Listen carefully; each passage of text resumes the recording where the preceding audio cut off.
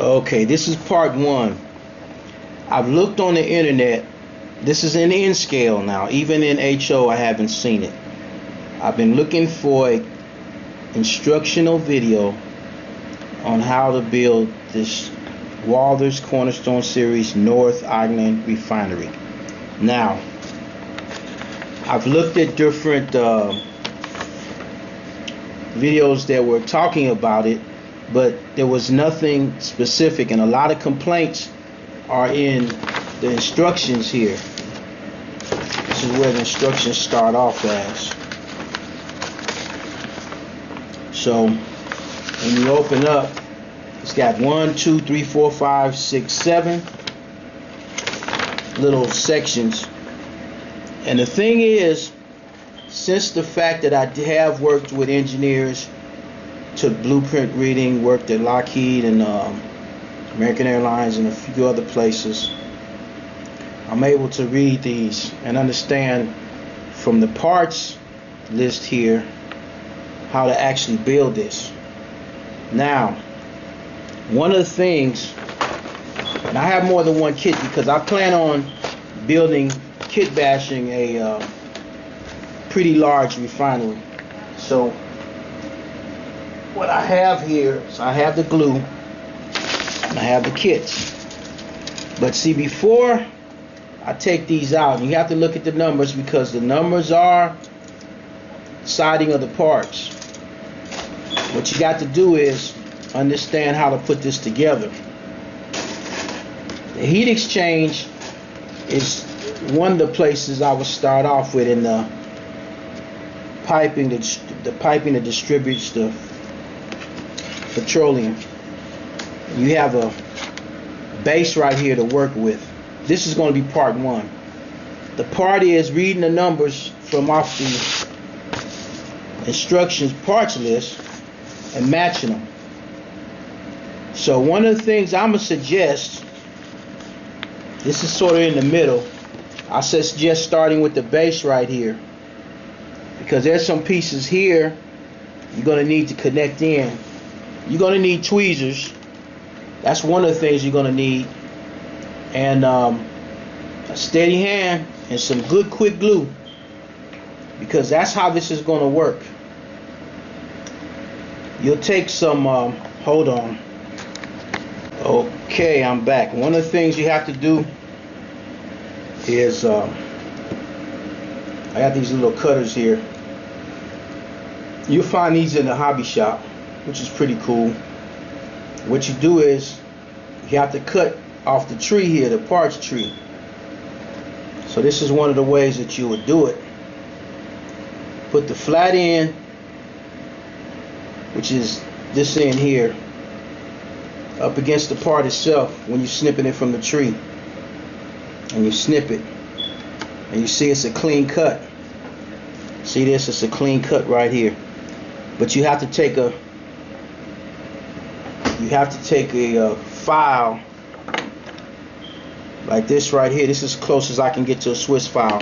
It's very fine to remove these parts, and you have to cut them. Let me see, this one I'm gonna have to go this way. Right. You want to snip off the little button that's on the end here. After you do that, you sort of take a little file and smooth it out. File will do that. Doesn't have to take much, but just a little piece. These here set up to connect up to another part. You can extend this piece by add another section of another kit to it, and it'll go. You can have it at length, but that wouldn't look actually prototypical, because this is actually, instead of refinery, I was told this is a fuel separation plant, basically not a refinery. And I used to work at Texaco. By the way, I forgot to mention that I used to work at Texaco Oil Refinery. So some of my ideas have come from the experience of working there. But as you snip these off, you got to be careful, because like for instance, right here, this is real close right here. You gotta watch how you snip these. So I have to turn it the other way and snip it, that way I wouldn't lose the part. Same right here. See, this one I have to sand some, because look how the part looks. You gotta be, these are very fragile. You gotta watch it. See, this is a little tab right here that's sticking on the end. So you gotta really watch how these cut. So I gotta go back to cutting the way I started to in the beginning. And that's how these will come off. And looking at this right here, very, very, very, very, very meticulous, because this is where it's connected to the piping. The piping's there connected, so you really have to watch how you snip these off, because you could lose the piping also. And this is how it's connected to the tree.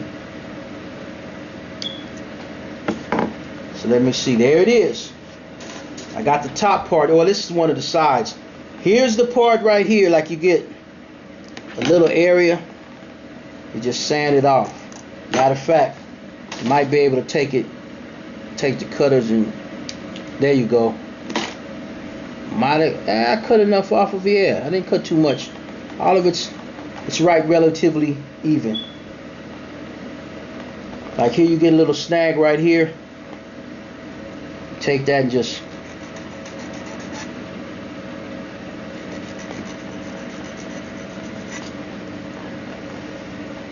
file that down. You got these little tabs right here on the end that I don't think you need to file these down. These connect up.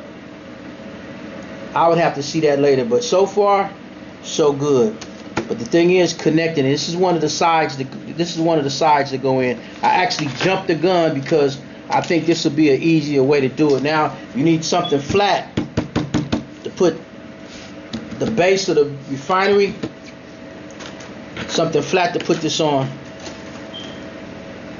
See, for me, now I'm going a little bit out of the way of the instructions.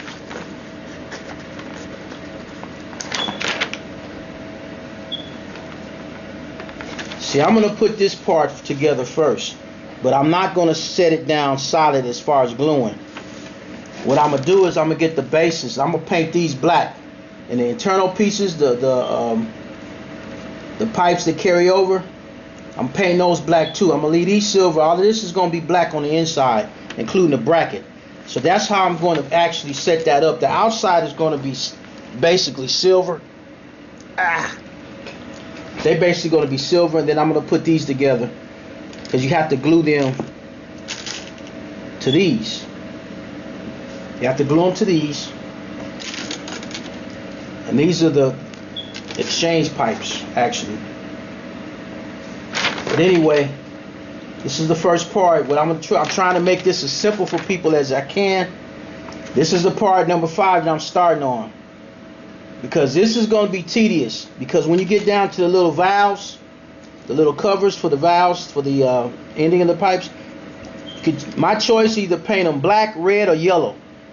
Depends on what you want to model, how you want to model it. The centerpieces and the brackets is holding up the piping. I'm going to paint black, flat black more or less.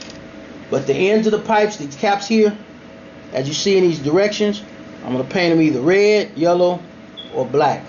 One of the two, one of the three. So it depends on how I feel, how I'm going to put this together. Getting to the heat exchanger, which is right here. Basically, we're going to paint that flat black. That's going to be all black. But I'm going to skip through this. This is just part 1 to get you a little feel on how you can look at this. Make sure you look at the numbers. Make sure you look at the numbers. The numbers are important. These are real tedious, and what you have to do, you're going to have to use tweezers. I'm serious. You're really going to have to use tweezers to put this thing together, because, and a steady hand, because this is not going to be that simple for the average person to build, unless you're used to model building or craftsmanship. You got some people that actually designed, that work for Fluor, that I've talked to, They used to design oil refineries, by the way, and they had a big. At one time, Fluor had a one of their headquarters in Santa Ana, Anaheim. It's in Orange County, and I was invited. This was around the early '90s. I was invited to come to their headquarters to look at the model refineries because that was their job, building oil refineries. They're now headquartered, I think, in New Delhi, India. They're in India. I was shocked. I was like, wow, that's where they're building refineries at now.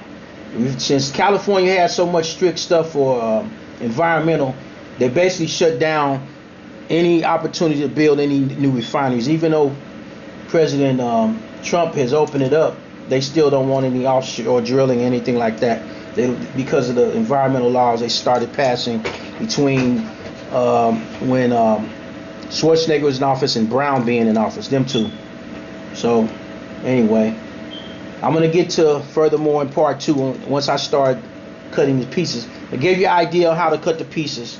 So that way, going by the instructions here, I'm going to see if I can help out and be in a little bit more detail. Once I start cutting the pieces, I'm just showing you how to cut the pieces, but keep track of the numbers so that way you don't get them mixed up.